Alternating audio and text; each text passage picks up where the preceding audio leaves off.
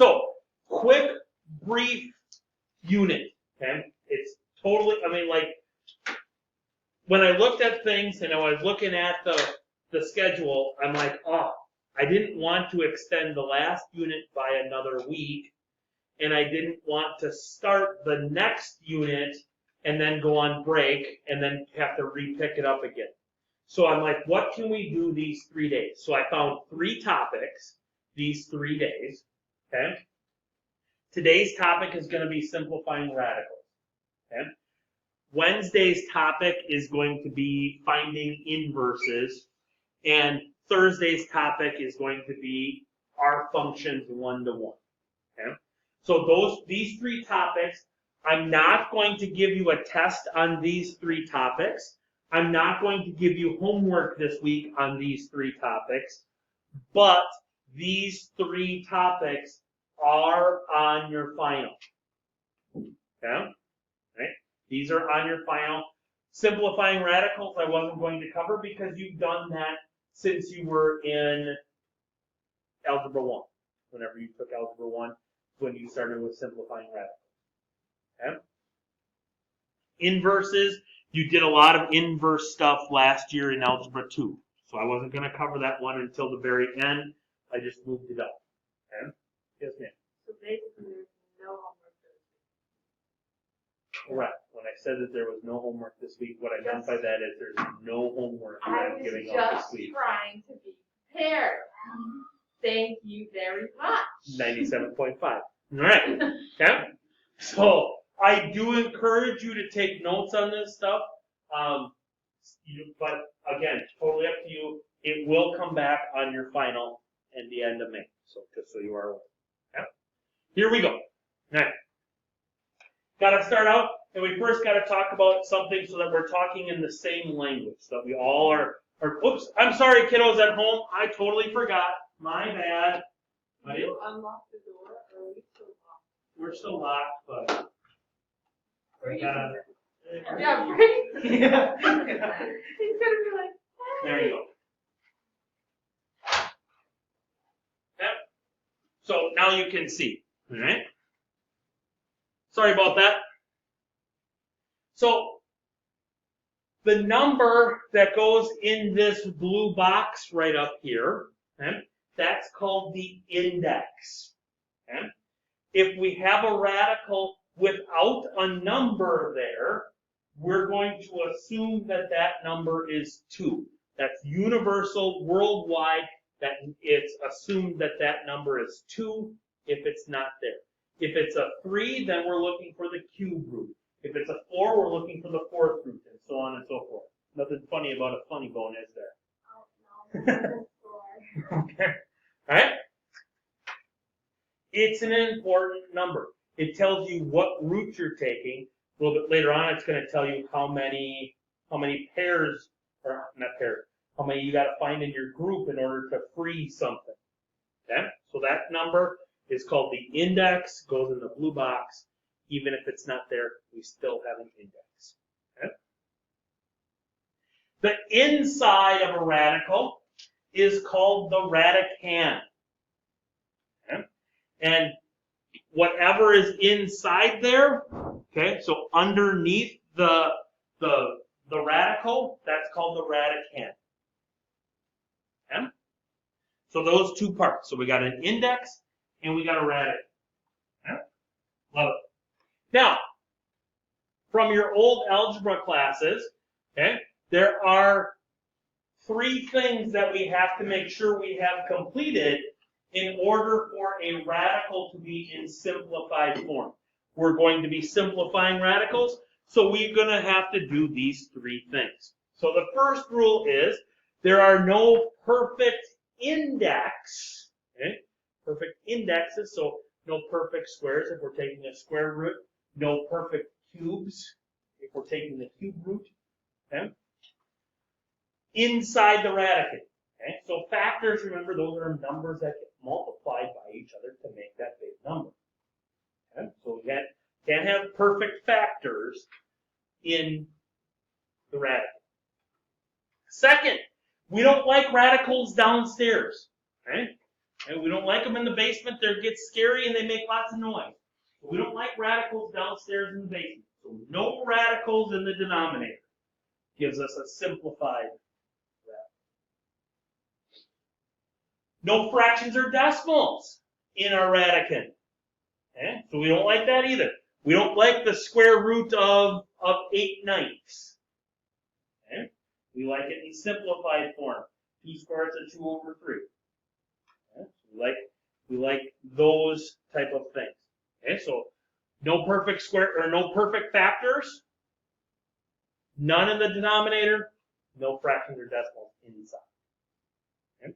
So those are the 3 rules that we need to abide by. The 2 rules, or the 3 things that we have, the 2 rules that we have are we can break up radicals. Really, it's one rule, but we can do it in 2 different ways. If we have a number, we can break it up into the square root of factors. So for instance, if I had the square root of 6, I could make that be the square root of 2 times the square root of 3. Okay? So the square root of 6 is the square root of 2 times the square root of 3. The square root of 15 is the square root of 5 times the square root of 3. We can break it up that way.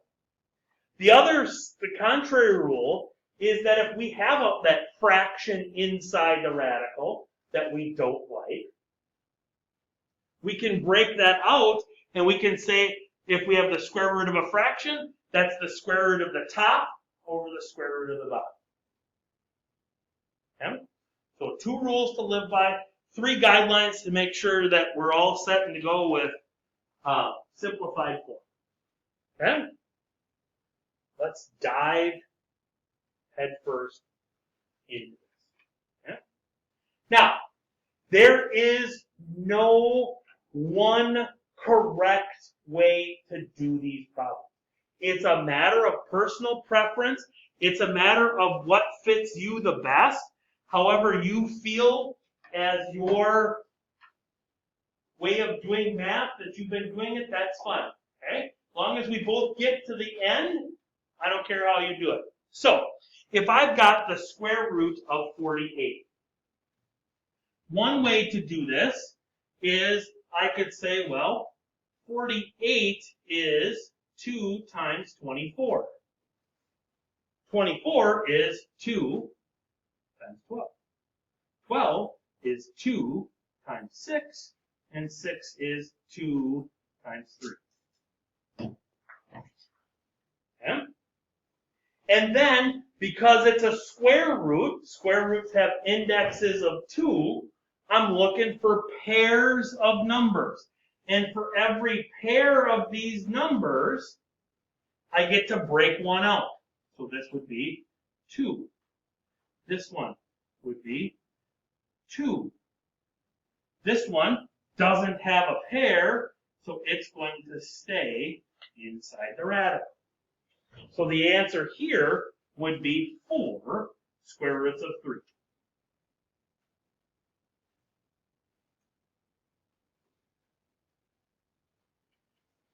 Okay? Now that's one way of doing it. Okay? That's called the factor tree method, or the prime factor method. Okay? That's one way of doing it. Me, not a fan of it. Okay? But, again, you do you. Okay? Another way of doing it is we could say, well, 48 is 4 times 12. And 12 is 4 times 3.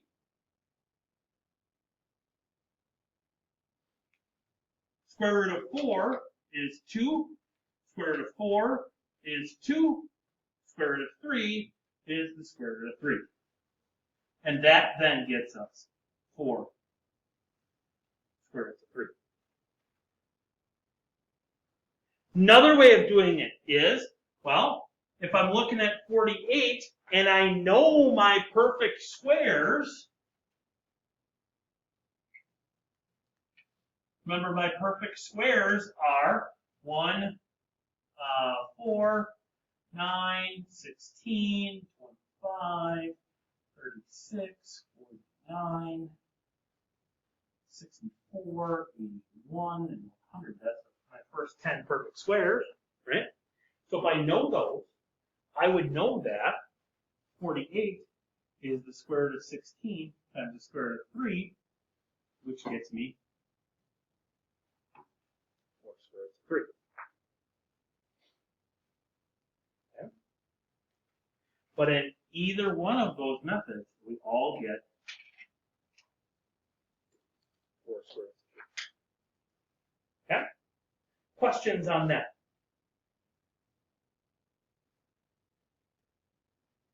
Find me what the square root of 80 is simplified, please. Whichever method you chose, you should have gotten 4 square roots of 5.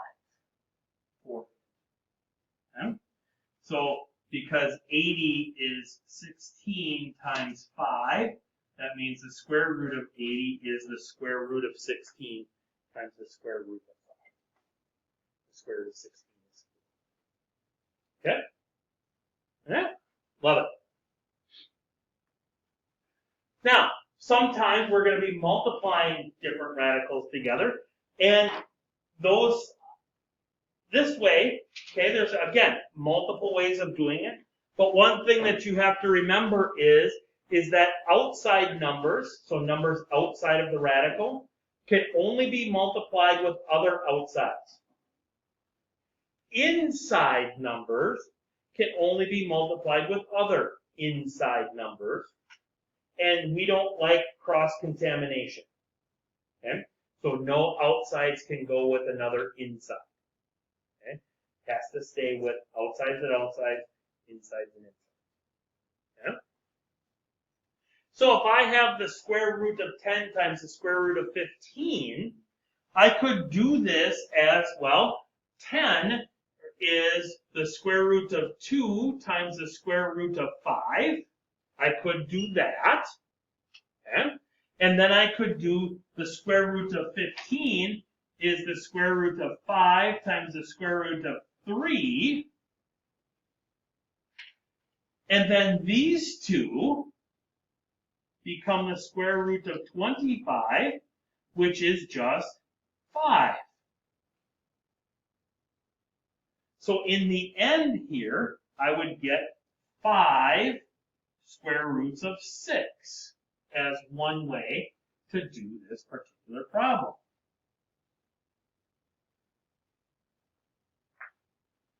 Another way that you could have done this problem is we could have said, well, the square root of 10 times the square root of 15 is the square root of 150, and now it becomes just like the problem that we just did. Okay? Where we look for biggest perfect square factor. 25 it is. 6 quarters gets me $1.50. Okay? And then, so then that becomes my 5 square roots of 6. Okay? Okay? So, one way that you can go about this is you can say, well, 3 times 2 here is 6. And then the square root of 5 times the square root of 20 is the square root of 100. Well, square root of 100 is 10. So this is 6 times 10. So the answer here should just be 60.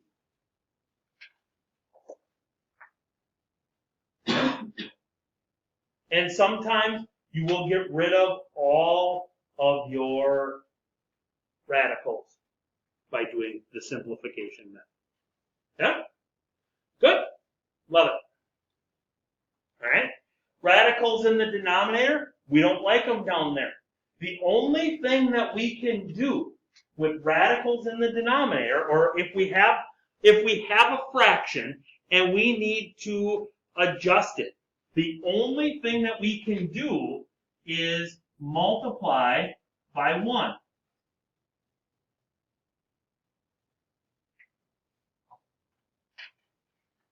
And that's the only thing that we can do. But 1 takes different forms. Okay? 1 is 1, don't get me wrong. Okay? But 1 is also 4 divided by 4. 1 is also the square root of 6 divided by the square root of 6.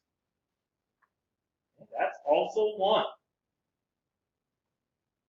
Because if the top is the same as the bottom, that fraction is equal to 1. And now what we get, if I multiply across the top, I get 2 times the square root of 6 on the top.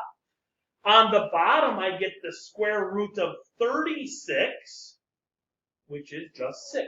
Anytime I take a radical and I multiply it by itself, I just get rid of the radical symbol and I write the radicand. Okay? So this is just 6. Then when that's all said and done, now I've got to reduce my fraction if possible. And in this particular case, 2 can go into 2 once. 2 can go into 6 3 times. So my final answer here is the square root of 6 over 3.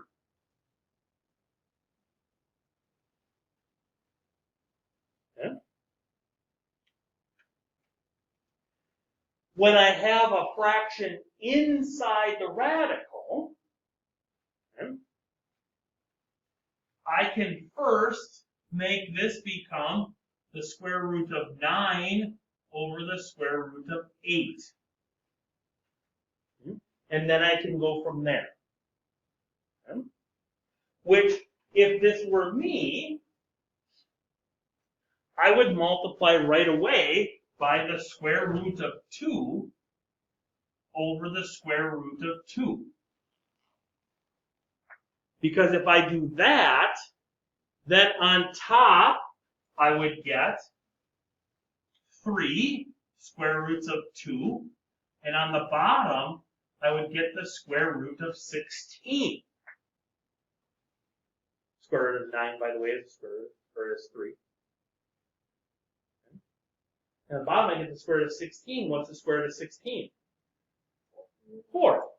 So this one is just 3 square roots of 2 over 4. Now, if you didn't see that, that's fine. If you multiply both top and bottom by the square root of 8, square root of 8 over square root of 8, that works too. You just got a couple of extra simplifying steps that you'll have to go through. Okay? All right? Love it. Now, sometimes they're going to look like this. Okay? And you're going to have a binomial pair on the bottom, and you can't just multiply by the square root of 3 over the square root of 3 or the square root of 6 over the square root of 6, because it's not going to clear anything. So what we have is we have something called a conjugate. It's the same binomial pair, it's just the opposite operation in between them. So if I'm looking here at 2 minus the square root of 3, the conjugate of that would be 2 plus the square root of 3. And in order to still multiply by 1, I would have to multiply both top and bottom by 2 plus the square root of 3.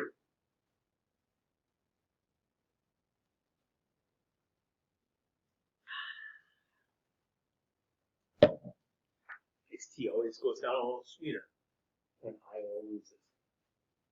Huh? Are you in the Big Ten tournament?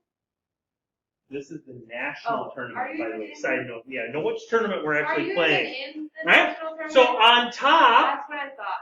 on That's top, what I thought. we're going to distribute this 4 into both of those spots. We can do that. 8 plus 4 square roots of 3. On the bottom, we're going to distribute the 2. That's going to give me 4 plus 2 square roots of 3. Then we're going to distribute the square root of 3, and that's going to give me minus 2 square roots of 3 minus 3. We've got the square root of 3 times the square root of 3. And that's just minus 3. Now, the nice thing about the conjugates is you'll always get these two terms as opposites. So they're going to cancel themselves out. Okay? And so really down there, it's just 4 minus 3. 4 minus 3 is 1. So this one is just 8 plus 4. Square root of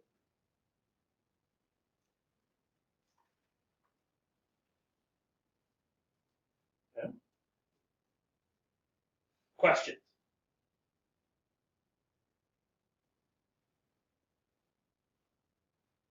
What would the conjugate be in number 8?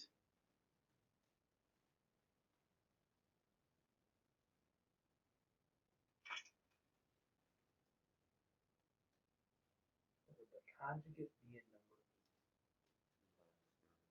8? 2 minus the square root of 6. So I'm going to multiply the top by 2 minus the square root of 6. I'm going to multiply the bottom by 2 minus the square root of 6. Okay? You try that one from there. I gave you the conjugate, which you got to multiply by. You do the math. Are you sure? I They think were we good. hammered. No, they were good. Yeah. Well, We hammered down on those. So I got 2 square roots of 3 minus the square root of 18 on top.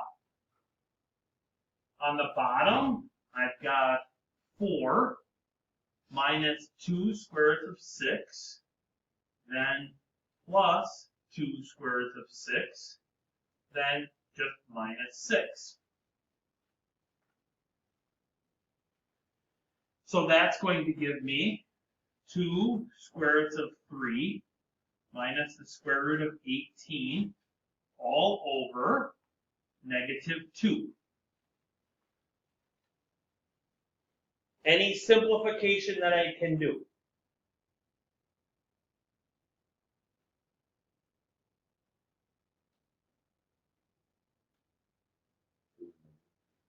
Nope, because it's attached to the square root of 3, and I don't have a 2 over there to simplify it with. So I'd have to pull it out of both. I'd have to bunny here. Yep. Any simplification? Is that good with 3 and 18? No. Well, I don't know.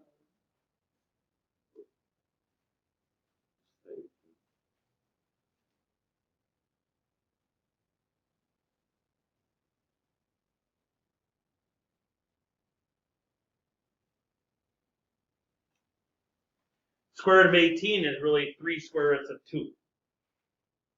So my final answer here would be 2 square roots of 3 minus 3 square roots of 2 all over negative 2. I would accept that, or I would accept if we put that negative sign on top.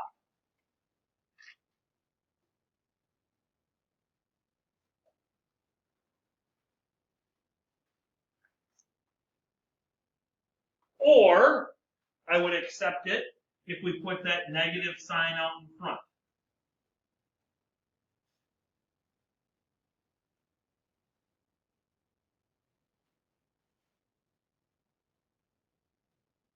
I would accept any of those 3.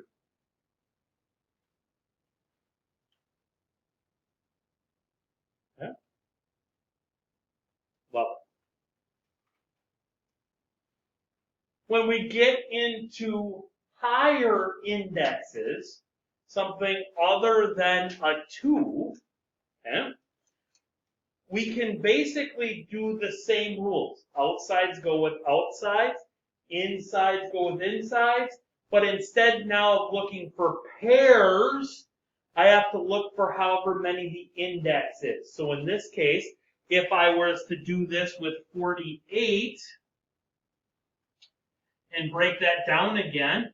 2 and 24, 2 and 12, 2 and 6, 2 and 3. Okay? So if I do it that way, now instead of looking for pairs of numbers, because that's what we did with the square roots, I've got to look for 3 of the same number. So there's a triple, and that goes outside. These two don't have triples, so they would stay inside with my cube root. So the answer here would be 2 cube roots of 6.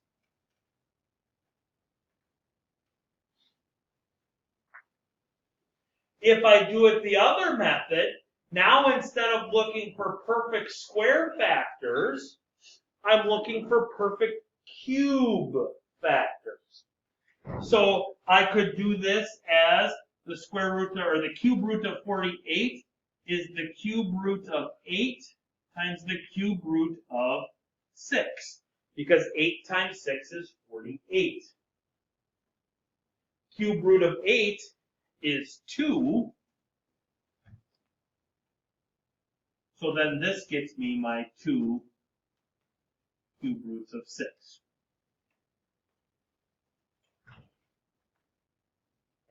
Again, I don't really care which method you do, as long as you get 2 cube roots of 6 in the end. Yeah? Last one, if you could do number 10 at this point in time, try that one. All right, so one way of doing this is we could make this be 21 times the 4th root of 80. Okay? And then we could look for perfect fours, or perfect fours that go into 80. Or we could take 80 and we could break it down as 2 times 40. 40 is 2 times 20. 20 is 2 times 10. 10 is 2 times 5. And now I'm looking for groups of 4. So there's my group of 4. So then this would become 2 times the, let me get the right colors going on here, times the 4th root of 5, because 5 doesn't have 3 buddies to bring it along with. So then that ends up being 42 times the 4th root of 5. Yes? Good times. Again, I remind you that I am not doing homework this week. However, it is 198,000% on you if you have missing work after this week. You had all last week to do stuff, and I'm still missing 33 homework assignments from last week that you had the answers to on the back side of the worksheet. 33 missing. Okay? Just saying. Not good. Okay?